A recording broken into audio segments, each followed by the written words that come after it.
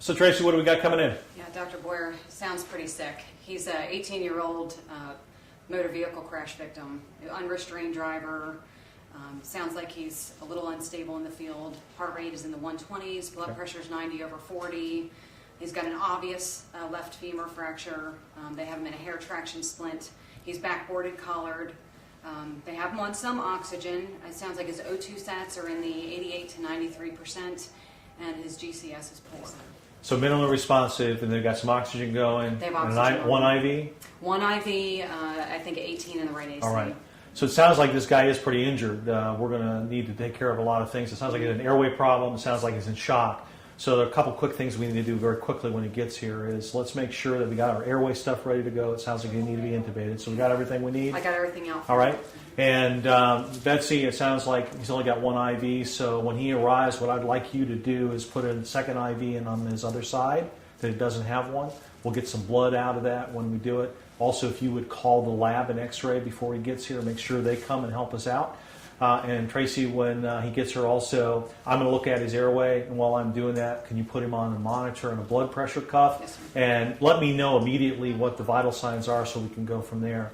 And I guess the other thing we ought to think about is this guy's probably bleeding a fair amount from the sounds of it, so let's notify the blood bank, and let's get the massive transfusion protocol on standby and make sure that we got that ready to go. Also sounds like this guy is a little too sick for us to keep here. So once we figure out what's going on, let's get the trauma center on the phone because I'd like to talk to him and get him transferred, okay? Yes, sir. All right. Any questions? Nope. Ready. All right, let's do it. This is Garrett. He's 18 years old. He's an unrestrained driver in a single vehicle MVA into a tree. About 10-minute extrication. He has a GCS of about 8. Has a head injury up here underneath the gauze and has an open femur fracture with some minor bleeding. He's in motor vehicle collision Yes, into a tree, Yes. prolonged extrication. 10 minutes. He's unrestrained, Unrestrained. and you said he's got an obvious head injury Obvious head injury. and an obvious femur fracture. Open femur fracture with some Okay, bleeding. and that's all you see right now. The bruising to the left chest as well. And his last set of vitals. Blood pressure was 90 by Pal. He was 120 sinus tach on the monitor. Respiratory rate was about 12. Was clear bilaterally.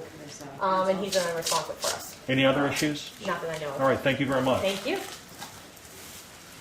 All right, guys, this guy looks like he's got a lot of injuries, and let's do this in a nice systematic fashion. We're going to start with our ABCs. So Tracy, while I'm assessing the airway, I want you to put some leads on. Let's get a blood pressure. And Betsy, if you can come over here on this side and help me with the airway. Looks like he's breathing about 20 times a minute. Sir, can you open your eyes? Sir, what's your name?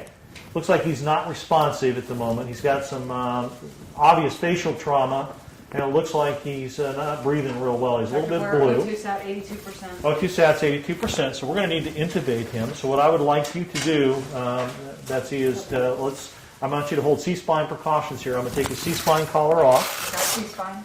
And I'm going to put in an oral airway in here.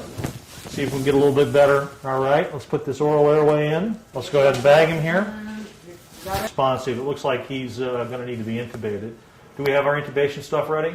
Everything's right behind you, ready to go. All right, can you bag him here while I grab that? I got it. Can you come off for a second? Let me just take a look here.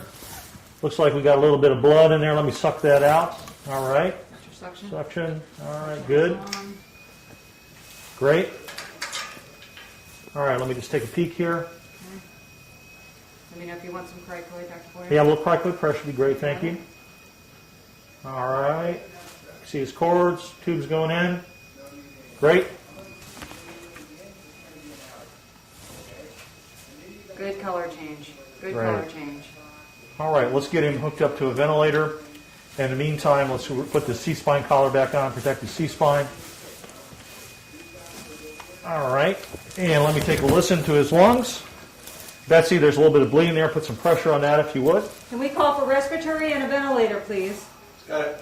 I got good breath sounds on both sides. A little bit less on the left and the right. He's got some bruising on his left chest. So let's see what we got. His airway is taken. We got him as intubated. His pulse ox has come up to 96%. What are our vital signs doing? Looks like his heart rate's 115 and his blood pressure's 90/42. All right. So it looks like he's a little bit in shock. We've got airway and breathing taken care of. Is he bleeding anywhere actively? So he's bleeding down here on the leg. Can we get some more help? Hey, Will, can you help us? Yep, come on up. Dr. Boyer, would you like a second IV? Yes, let's start a second large bore IV, and let's hang normal saline. And how much IV is go fluid? Put some pressure on that, if you would, please. Yep. You keep bagging. Start a second IV over here, Tracy, if you would.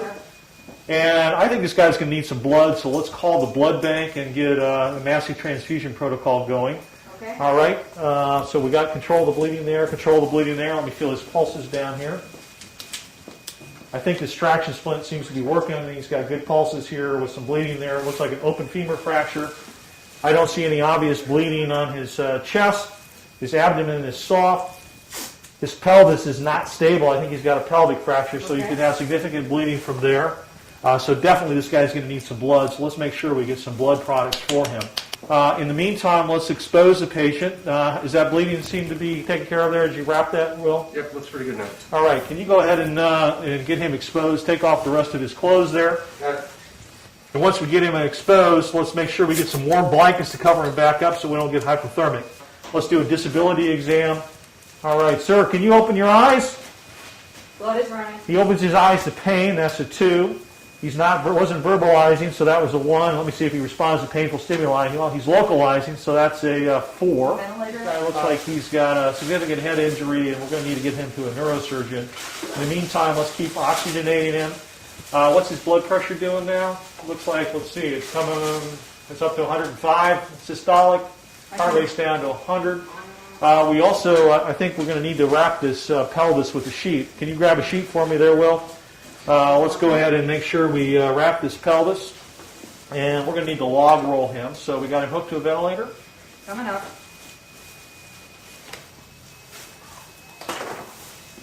All right, this is going to be on your count. You count it down for us on the count of 3. Secure 1, 2, and 3.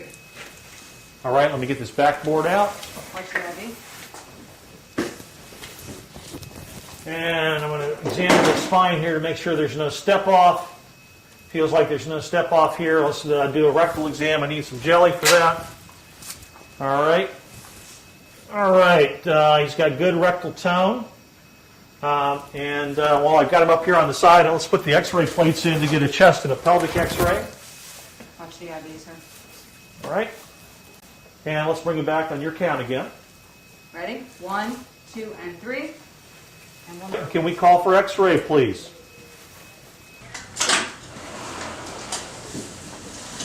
All right, we'd like a chest and a pelvis. Yes, sir. All right, guys, let's reassess what we've done so far. We've done our ABCs. We've got him his airway control. We've assessed his breathing. He's got good breath sounds, a little bit of diminishment on the left-hand side. We know that he has a pelvic fracture and some bleeding from an open femur fracture. We've reduced that. We've got good pulses. He's also got some bleeding from his scalp and an obvious head injury. So this guy, clearly, we need to transfer him to a trauma center. So what I'd like to do at this juncture is we'll take a look at those x-rays we shot. I want you to put an OG tube in because of concern for a head injury, and I want you to put a Foley catheter in a moment here. And then what we'll do is reassess the patient. What are his vital signs right now?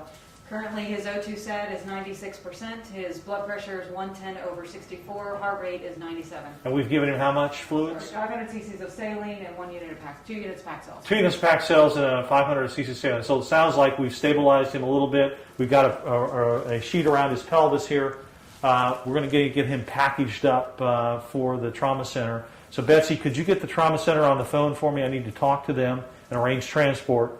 And while we're doing that, we're going to do a detailed secondary survey. We're going to do a head-to-toe, fingers and tubes in every orifice exam. And we'll get him all packaged up to go.